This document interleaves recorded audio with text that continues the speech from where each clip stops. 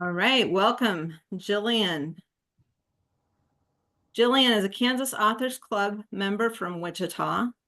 She holds a master's degree in public history from Wichita State University and a bachelor's degree in communication and history from McPherson College. Her research on little-known historical events led her to discover the true story behind her first novel, The Rhino Keeper. Jillian is a regular contributor to Writer Unboxed and leads the Manuscript Matchup reader program at History Through Fiction.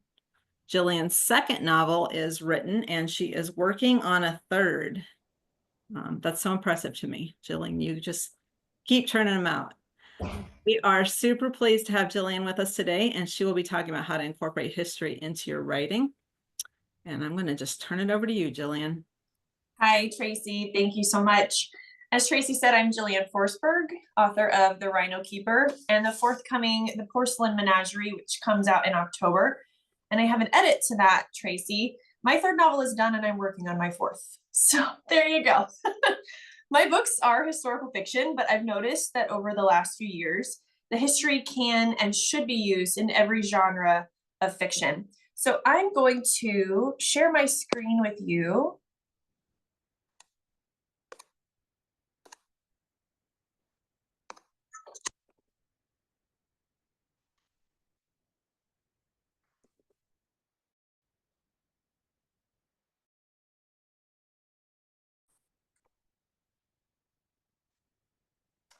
Okay, so how do we learn to behave? How do we recognize patterns? How do we understand cultural divides, religious conflicts, love stories, relationships, mortal enemies, contests, wars, and the ultimate human emotion, love? Through the study of history, whether or not you realize it, everything from Luke Skywalker's father to Tarzan and Jane to the saga of Dune is based on human history. Through these stories, which are fanciful, far-fetched, unrealistic, even if they're set in space or a jungle or a fantasy world, the writers of these masterful pieces on screen and in books have used patterns from the past to forge their futures. Oops, I skipped forward. Hang on. History is more than dates and places. All fiction is based in history. It breathes life into our work regardless of what we write. And poetry, prose, nonfiction, all of them capture stories from the past and throw them into our modern collective of thoughts, actions, and emotions. And even if your book is not set in the past, using history in your writing can help deepen everything, making your narratives and poetry expansive and utterly human. I discovered this when I was in my undergraduate at McPherson College, and I sat in my first history class. At that point, it was required for the liberal arts college. And soon I realized that I felt like I was sitting through a recap of the American Revolution's People magazine. The scandal, the personalities, the unhinged behavior. I actually became addicted to understanding why people in the past and the decisions that they made affected how we behave today and every single thing that governs us. I declared a second major, and now I have a master's degree in history with an emphasis in public history, which means I basically help people who have no context understand how the past affects daily lives. And the way I've chosen to do that is through fiction. In my book, The Rhino Keeper, we'll see if this guy decides to load for me. Hello. There we go. In my book, The Rhino Keeper, I tell the little known story of the first animal celebrity, Clara the rhino. She toured for 18 years in Europe with her Dutch ship captain caretaker. And when I was researching this book, I discovered that the best way to put this together was to figure out how to explain why this was important today. You see, animals were not treated in the same way we treat them in the 1700s. Scientists literally thought that animals squealing in pain meant that they were squealing like a machine. And I wanted to know why people thought that and why they thought rhinos of all creatures were man-eating beasts. So I had to go back thousands of years. And I realized how this happens. We really communicate and learn from each other through the first thing, which was historical warnings. This is the nitty-gritty stuff. Without this, we would not exist as a species. This is stuff like, hello, a bear lives here in this cave. You know, this is a historical warning from someone who really didn't use language for anything except for survival.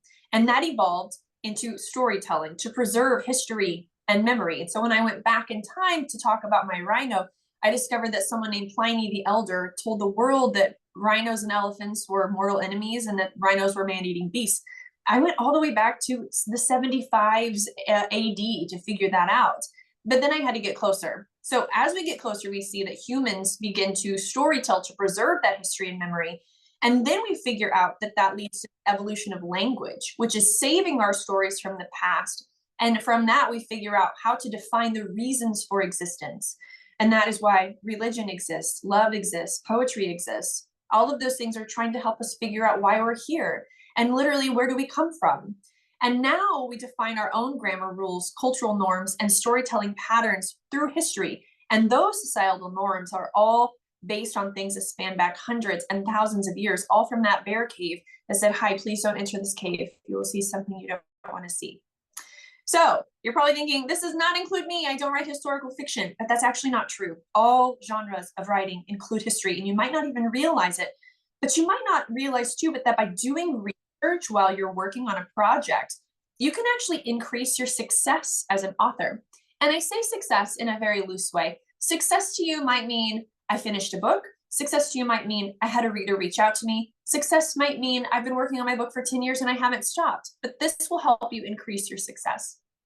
It is not genre specific.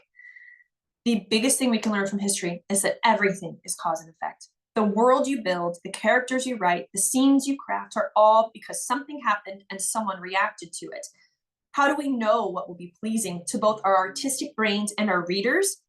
Because of patterns in history.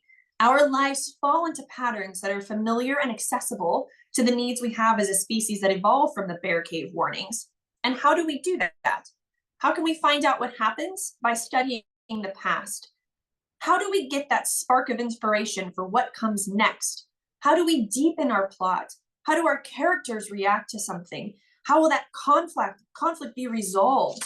The answer is we look to see how people did the same thing eons ago, or even last week.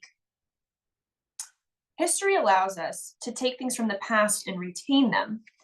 But I challenge you to learn from it in a different way. Don't limit yourself to thinking history is just dates and places and how many people died in that battle. We actually can use the past to understand how human behaviors have repeated themselves, so you can create familiarity for your readers with whatever twist you need to put that in.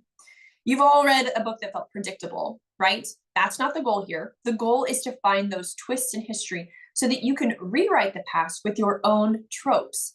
If your work falls into patterns that don't make sense, your readers might say things like, "I really didn't connect with this character. This wasn't interesting to me. I didn't want to keep reading this." That is how we can really assure ourselves that things are not going right in our reading if people don't want to continue the book.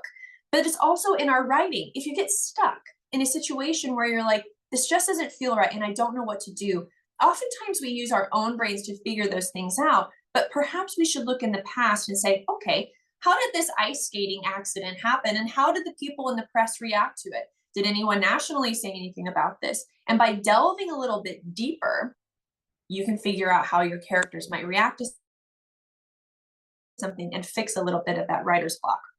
To do this effectively, you have to go back to your basics: setting, character, conflict. Even if your book is on an alien planet, you need to know how the rivers formed, what lives inside that mountain, and how old the trees are. Even if this never gets put into your work, knowing the past of the world that you have created establishes the most important parts of world building for your readers. And everything does need to make sense. Even if the rules bend in your world, your readers need that familiarity. Next is characters. Everyone loves to create a unique character, but everyone that you need to write about has to have a backstory so that you have their motivation. Who came from where? If they came from a mountainous region and they are an alien life form, maybe they have really cool claws that help them do something. That is the history of that group. And that comes from our natural world telling us the rules that we already adhere to. Therefore, someone coming from a mountainous region with gills wouldn't make much sense to your reader, and they might put the book down. That's a sci-fi fantasy type of thing. Now, if you're writing a little bit closer, even a modern romance, you have to understand why people do what they do. Who changed them? What do they believe in? How did they become this person that you are so dedicated to telling their story? And to you, This is the biggest thing. We all know that history is supposed to be the truth. When you create a fictional world, the fiction that you're writing becomes your own truth. And you must make sure that that truth follows the patterns that are familiar to our brains, which always seek out patterns in cause and effect. Then the conflicts. This is literally what books are about. Readers don't really want major surprises. They want scattered Easter eggs that point them to the surprise that's coming in the last 25%. But if you bring something out of the blue with no foreshadowing, your readers are going to feel out of sorts, and you can liken that back to the cave bear days. I didn't get a warning that there was a bear in this cave. But if you see a paw print, our innate human nature is saying, oh, something bigger is coming. They want extremes, but they want things that feel familiar enough to grasp and understand. And how do we come up with these specific needs, these specific goals for our conflicts? It's by studying the past. We can see the journeys of the largest conflicts in history. And if they're conflicts from the past, we can see how they actually solved these conflicts.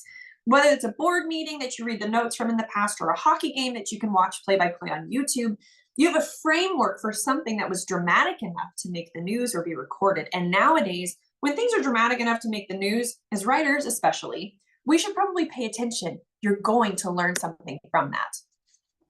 So now, where do you find your sources? Lucky for you, I am a really good treasure hunter, and I'm going to tell you about my specific treasure map. Every story comes from another. The figments of your imagination are propelled by things that exist in your real life. I'm going to say that one more time. The figments of your imagination are propelled by the things that exist in your real life. Those are things that you see and you say, huh, or things that you have witnessed or things that you've heard about. Those things help your imagination turn and twist and make something of a narrative of that. But you need a guide. If you expand your imagination by researching what people have done when faced with similar conflicts in your stories, you can use the experience of humanity as a guide so that your readers actually cling to this and they understand what's going on. Have you ever heard of alternate history? That's when a writer takes a historical conflict and they have it end in a different way. So use the biggest events from the past and you kind of wiggle them in a different direction. Even if your book is set in a fairyland and you want to use undertones of the American Revolution, do it. Twist it. Maybe George Washington drowned in the river when he was crossing the Delaware. My gosh, what a twist that would be. You don't have to have George Washington in your story. But if you have an enigmatic leader who's supposed to be the king after this is all over and he drowns, that's something that you can take that from. What would the response of the people have been like there? Those alternate history paths really get your imagination going, and you might be able to figure out something that will really help everything sync together and fully flesh out your character's decisions, knowing what the consequences might be if those things happen. So you can take the biggest events and make those heroes or villains choose different paths. And those things we can examine from start to finish in our world help fully flesh out those characters, knowing what comes next. So you do have to be careful. How do we find this stuff? First, let's discuss other novels. Yeah, you can get some really good ideas from these, but it might feel too close to someone else's work. Do not use the history of the Hunger Games or Harry Potter. That's not your place. Find your own world's history from our world's past. And you can see parallels in both of those books and movie series at this point into our actual world and not a fictional one. So here's some basics for you. Folklore, religious texts, history books, journals, firsthand interviews, natural observation. I don't know how many times I have gone up to Coronado Heights and Lindsborg and said, I just want to touch these castle walls for a minute and feel the cold stone, and being immersed in those places can really be helpful, even if it is on a hilltop in Kansas and you're writing about 16th century Europe. Next is photographs, art, court records, government documents, wills, land deeds, contracts, even if it's just to see someone's signature and try and glean a little bit of their personality from what their autograph might look like. Ship manifests and things made or used by people in the past. If you see me wandering around the antique mall, I might not be there to shop. I might be there to literally find something from a specific decade that I want to know so I can use it in a book. We're going to get a little bit deeper here. The internet. The internet is one of the most important places that we can search. And I actually have one to add to this list. But first, we're going to go through this. YouTube is amazing, friends. Interviews, you can search almost any historian that has a publication somewhere and guaranteed you'll be able to find some form of interview of them.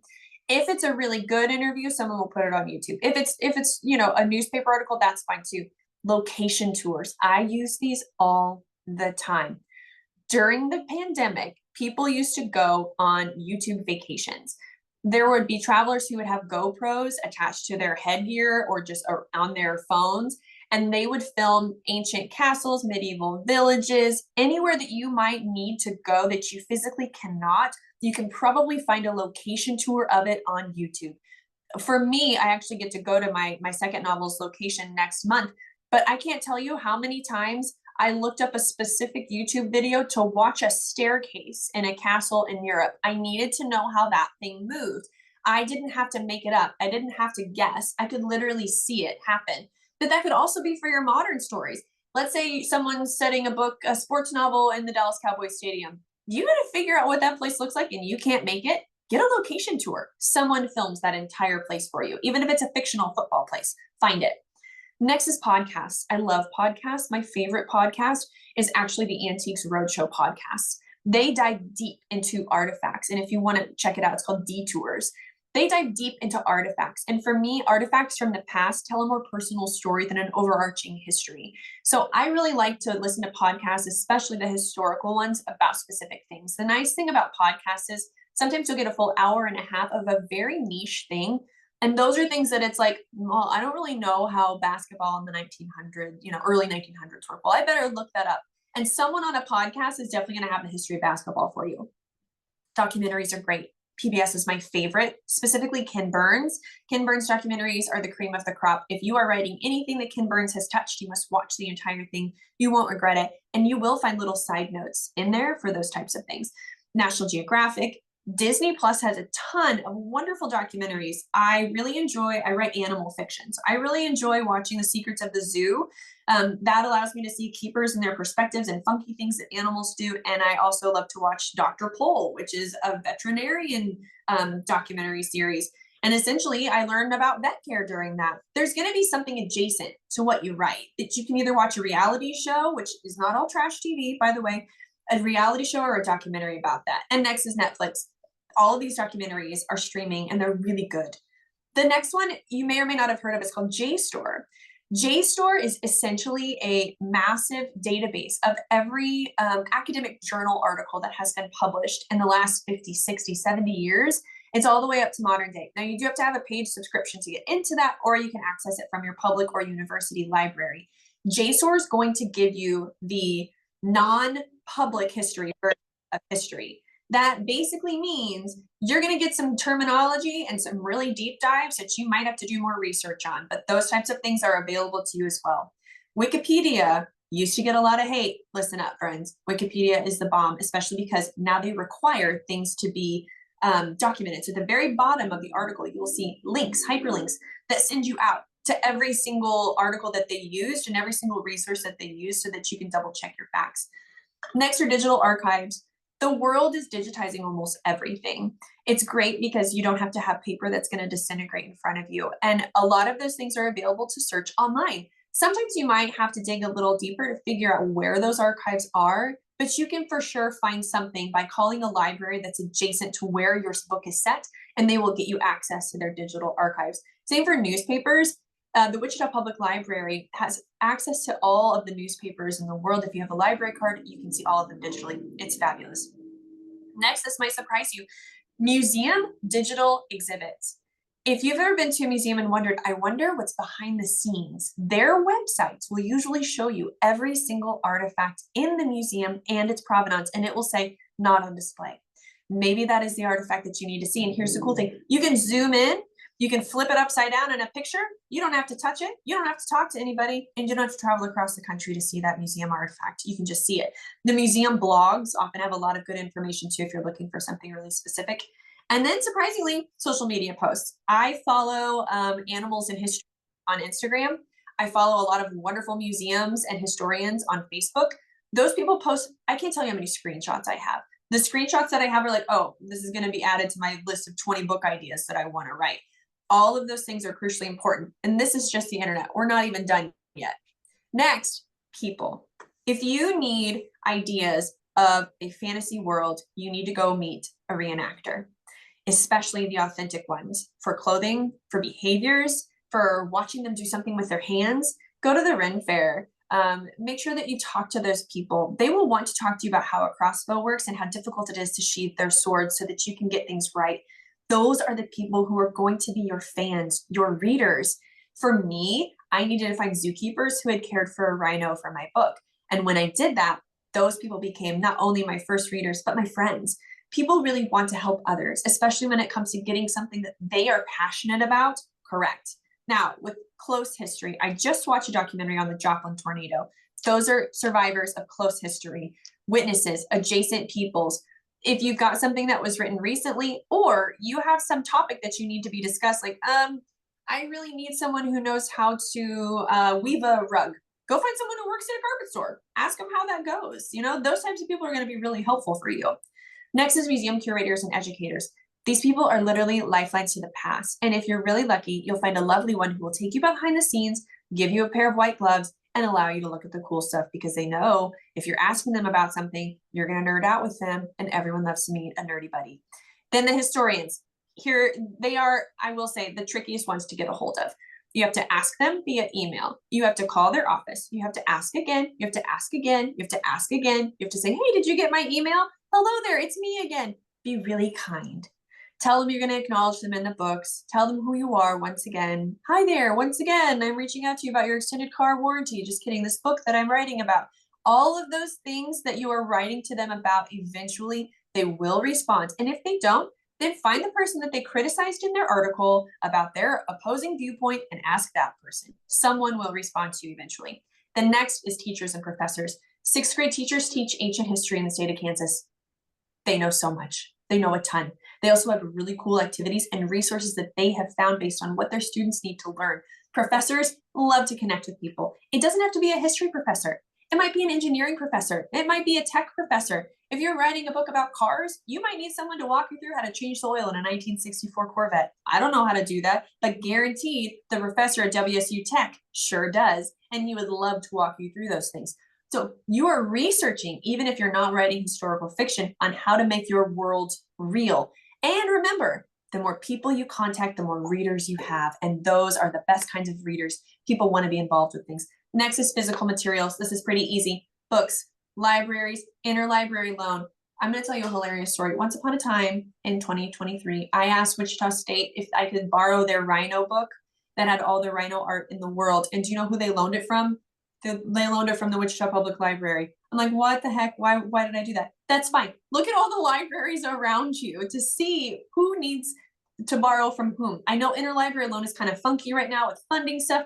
Don't worry. If you go in and physically talk to a librarian, they will go to the ends of the earth to get the book that you want. That's their job. Not only is it their job, but once again, you're talking to a person who wants you to succeed. They want to do their work for you, so let them. I love National Geographic and Smithsonian magazines. Those articles from the past are all digitized and searchable, but I can't tell you, every time I pick one up, even if they're the really old Nat Geos that have like the white cover and black and white photos, I will find a book idea in there. So you can search all of those databases and see what is coming up that you need to know about. Even if it's, what did the Flint Hills look like in the 1980s? Cool, you can find that. People will show you. Then ledgers, letters, and ephemera. Ephemera, I think, is one of the most beautiful words in the English language, but essentially it's like someone who keeps ticket stubs. Cool.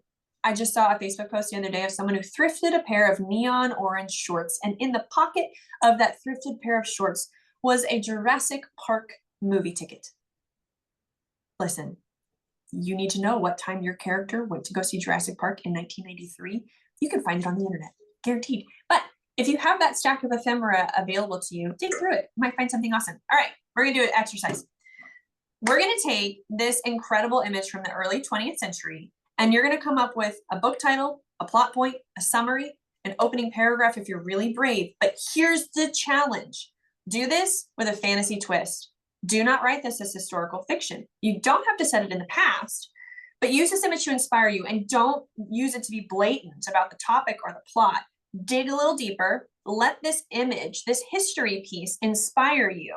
How can you use the past, this image, to twist this story? How can you learn about this woman or her tigers just based on the image that's in front of you, maybe about personality or where she came from or something like that? Maybe she's set in the future, set it in present day, set it in an alternate world entirely.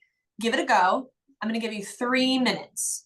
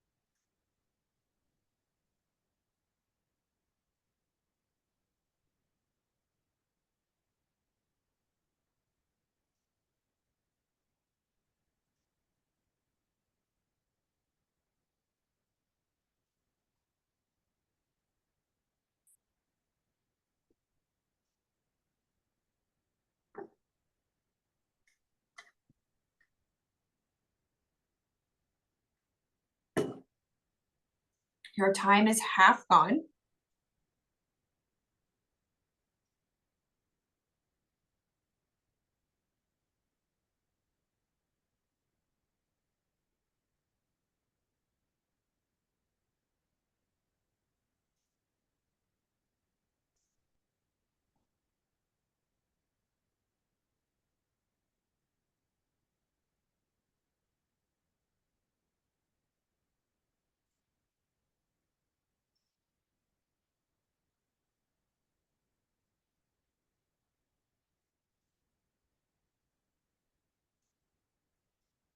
You've got about 30 seconds left, friends, and I am going to ask someone to share with me. I can share you my own ideas about this picture.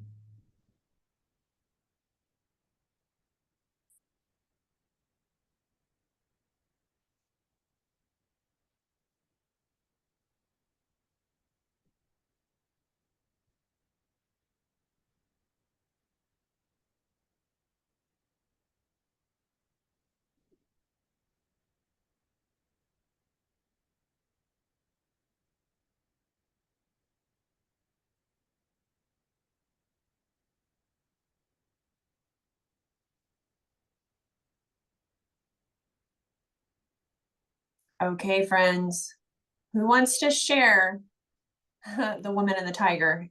Who wants to share? I'll go first, just so there's, we're a little icebreaker here.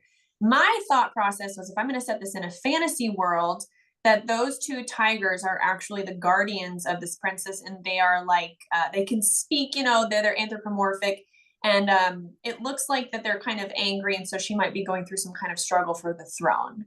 Cool, right? But I'm going to take all I can from this woman from the past and learn how she dealt with these tigers and why they are standing next to her so calmly and lovely, even though they've got their teeth bared, to figure out how I'm going to build that into her character. All right, who else wants to share? Anybody? I'll share. Awesome. Okay, so when I saw it, I thought that Circe had finally won her freedom, and she knew that she was going to have to find a place on Earth that would accept her uniqueness and her animals.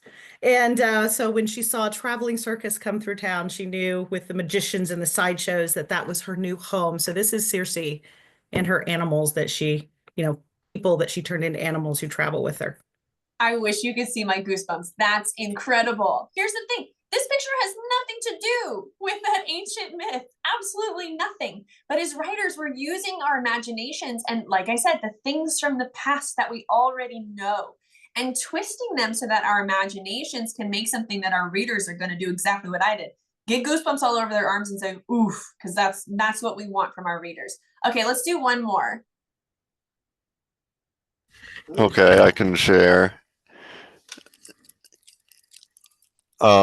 So my premise was that the tigers are actually shapeshifters, and they're in the business of assassinating people. And in order to do that, they disguise themselves as tigers so they can travel with the circus. I love that. And you can get the characterization of your assassins by just looking at the faces of the tigers. But if you were trying to write this without their facial expressions, you might have a difficult time. But right away, if you can write the fierceness into that, then you've got a really successful thing going there. Okay, here's what I'm gonna do next. Are you ready for this? I'm gonna click on a link. Let's see if it'll be happy for me. Oh, yep, there we go. Look at this at the top, you'll see digital edition. This is the Chicago Tribune, okay? This is a digitized article. This picture is actually someone named Mabel Stark. And what this does, here's what's crazy. From this link, you get one newspaper article. There it is, it's long. I'm not going to read this to you. If you want the link later for your book inspiration, I can tell you. But here's what it includes. A film. The Chicago History Museum has stuff about her. A short biography of her. It has linked to it a 1923 newspaper article, a 1938 autobiography written by Mabel, a place called Jungle Land. I'm like, that's going to get a Google search right away. Her TV appearances are linked in this article. Scrapbooks that her family has are linked in this article. And this article is about a documentary that's coming out. Guess what? The director who did all of the research, her name is in this article as well. So just from one newspaper article, you have just gotten so much information for your assassin book or your Circe retelling. That is exactly what history can do for us, is it gives us exactly what we might need in order to create these narratives that are absolutely incredible and startling. And the biggest piece of it is based on real life. Now, all of these things can be found just by searching. And do you know how I found this picture? It was so easy. All I did was crazy circus lady, tigers. That's it. So if you have this image in your brain of your imagination, like all of us writers do, Google it, go to images, see what weird article pops up. The images for me is huge because I want to see the character in front of me. I want to see their eyes. I want to see my shape-shifting tigers. I want to know what she's holding behind her back. Those are the types of things that are going to propel us forward. Is it that she lost her hand and she doesn't want us to know? Does she have a sword back there? Is it a whip? I don't know. But you can see how just one image can spark so much. And from that image, you can have Google actually tell you where the image came from. It's not AI. And then you can figure out who this person was and what her motivations were. Even if you're turning this into a completely different narrative from what the image actually is, you're going to get the basis for your story and the blueprint and the framework. Can you imagine seeing her scrapbook? I don't even want to know what we would be missing from that. That would be incredible, but it would just be amazing, you know, to do that kind of research for her. Okay. So as you can see, I am a huge, huge proponent of using history in your writing, regardless of what you write. I hope this has genuinely helped you understand how we all can use the past and our own human experiences, how we should. We are earthlings. And if you agree with that, then everything that you do is based on what people have told you comes from the past.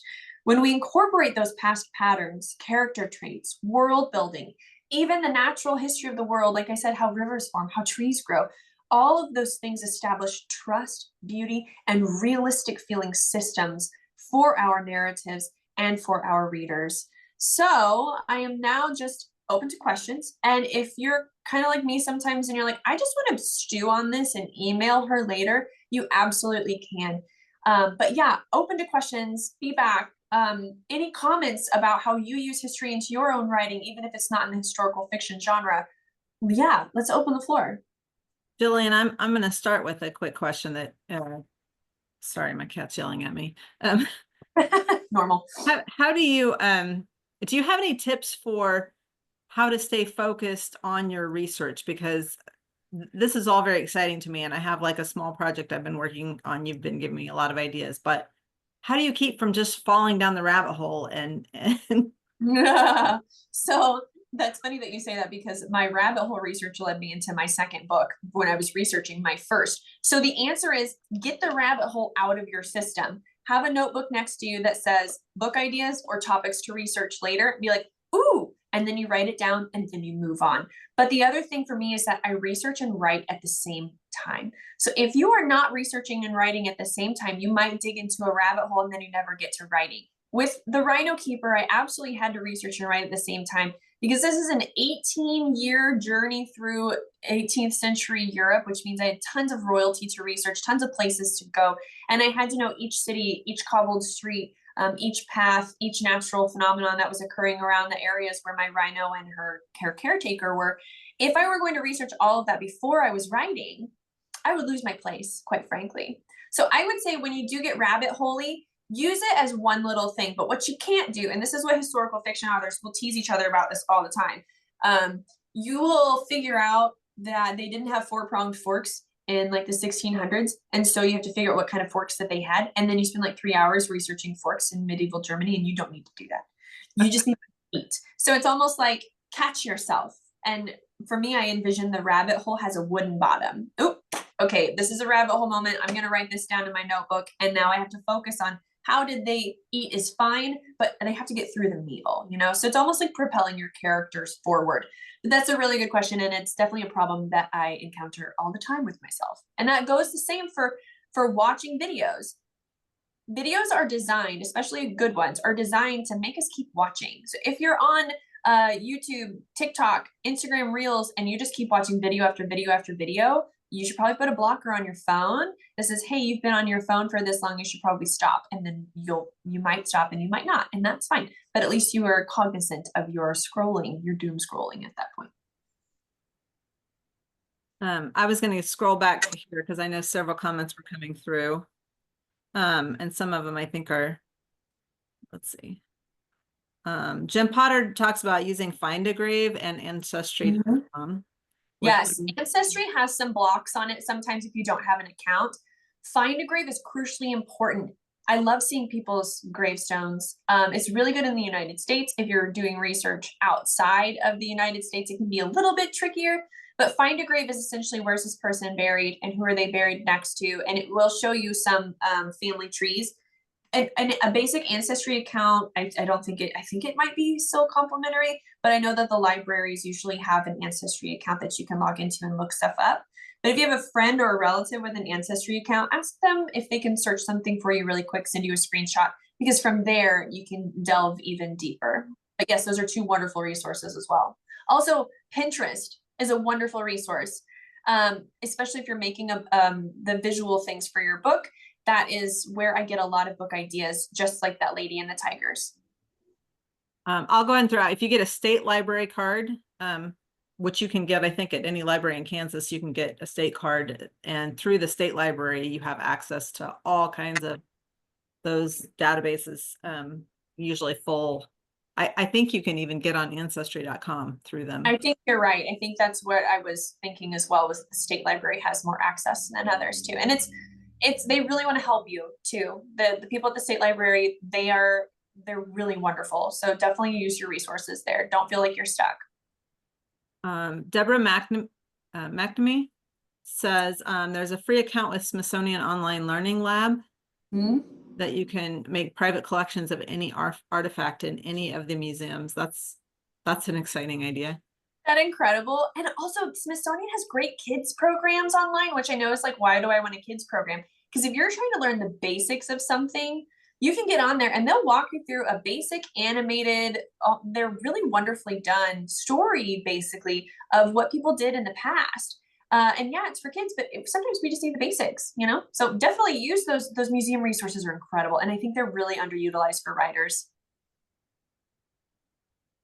Jim talks about visiting a reservation when he's researching Native Americans. Let's see. I'm sorry. I'm trying. We have some title examples.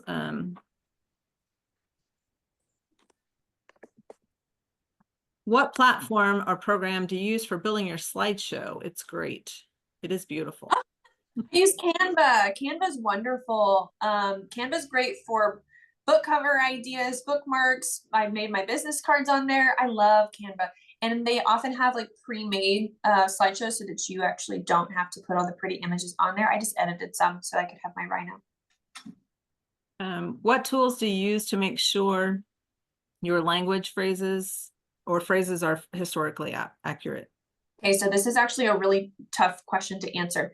You can fall into the trap of my books have to be, if it's written in, you know, let's say 12th century or something, people don't talk like we do today, so I can't use any modern words. If you do that, your readers are not going to understand what they're doing. And so that's the trip of falling into this history pattern of, I have to write dialogue like it's set in the past. You don't. However, the etymology, the history of words is very important. I did some etymology research for my rhino book. The word prehensile, which describes the rhino's lips that can pick things up, like a prehensile tail for a monkey, that kind of thing, was not actually used until the 1800s, and this book is set in the 1700s. I edited that out. Etymology.com is one of my favorite websites. You can research the history of any word, and you'd be surprised at the words that are like way older. Like there was some discourse a few years ago about the name Jessica. Jessica's the name's like 1,000 years old. People were upset that it was used in like a 13th century book, but that name is actually really old. So you can look up all of those things if you're worried about it, but setting your dialogue right, you have to read it out loud. I don't use things like, yeah, dude, okay. Just be as formal as you can, but I would not switch into Old English or anything like that. It's just going to confuse people. So really it's being real, but also using minimal slang as much as you can. Or maybe you do want to use slang and you find this cute slang word from the 20s, but be careful, because oftentimes the words that we use today have been twisted, and it might be something that's not culturally acceptable today to use that slang word from the 20s, and the meaning has shifted. There's a few really good books about that, but I think that the website I was talking about, basically the meaning behind words website, is going to be really the best resource for those. And we still have 10, 15 minutes if you guys want to go ahead and ask your questions directly. I will stop squinting to try to read here.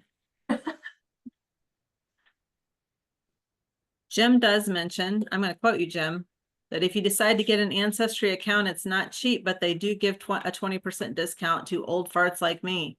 Old farts like Jim, not like me. We love to see it, Jim. We love an old fart discount. I don't qualify for that quite yet. I'm looking forward to that.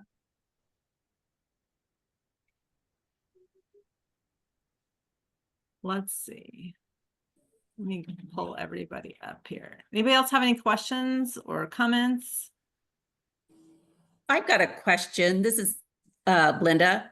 When you're going into using history, and it will be fiction, but it's based on some real facts as well. And probably the easiest for me to use is a former governor, like second governor of Kansas. So people do know about him, but you're going to use things in the book that are fictional. How do you handle that with real people? But now you've fictionalized some things that are personal that no one would know whether they did it or not. That's part of the reason I write so far in the past, but that's a really good question. I would change their name. I would make the character based on someone, and I've had to do that a few times, based on someone, but you have them have a different name. That way you can use that person and however you need to. You have the freedom to do that. It is fiction. But if you use their name and they still have living relatives, that can get a little tricky, icky sometimes, especially if they're a person who was high ranking or someone who you know had a controversial past. You might be better off to, in your author's note, this person was inspired by this or something like that. But if you're going to paint them and they're a close person, as in timeline close within the past 100 years, you know they have living relatives, you know people can look this up and it's wrong, you either have to ask for forgiveness in your author's note, or you do have to be very careful about what their characterizations are like. Now, the other flip side of that is if you have a lot of documentation about them, you know that they did this, you know that they acted this way, you have direct newspaper quotes, use it. If all of those things are documented and he's got like a little cameo, you know, oh, this person was at this, fair and he gave a speech here and here's the direct quote from the fair. Love that, use it. But if you're turning someone who was a government official into an antagonist, for example, and you're not exactly sure how that characterization should go, but you want to based off of someone, let's say you're making FDR a bad guy. Okay, if that's really where you want to go, you can do that, but you better change his name. You're going to make people upset, but you do have permission to write fiction. And a lot of historical fiction authors it's loose, but a lot of historical fiction authors will ask forgiveness instead of permission. If it's someone who's still living or has living relatives, I would always contact that family member and say, I'm going to portray this person in this way and use their real name. Is that okay with you? They might say no. So sometimes I would just say, okay, I'm just going to change the name, use them as the basis, and then you move on from there. Yeah, thank you. Yep. see. How do you balance writing time with your other job, Jillian? That's a great question. I'm at my bridal store right now. It's a busy Saturday. I was just answering a question about a bridal gown on my phone a little bit ago. I balance it by blocking out a time for myself. So in the mornings from 7 to 8 a.m., I work on my author journey, whether that is actually drafting, editing, writing, answering emails, putting together presentations. The rest of the day, I'm usually here at my shop. Some on my days off, I'm giving presentations and those kinds of things. But people ask me that all the time. They're like, how do you balance both of them? But the answer is this: if I don't do one, the other suffers. I have to have both sides of my business owner brain and my creative brain working, or I do not feel like a whole and satisfied human. And you know, a lot of people have also asked me, why don't you ever write about the state of Kansas? And I say, because I live here. I love this place, but I want to escape for a bit. And so for me, my writing is escapist. So recently I was just living in 59 BCE for a while. That was fun. And I was living in 1740 for a while, and I was living in 1710 for a while. Those things are incredible for me to be able to do. But when I have to be present at my store, I know that I have a place that I can run to if I need to.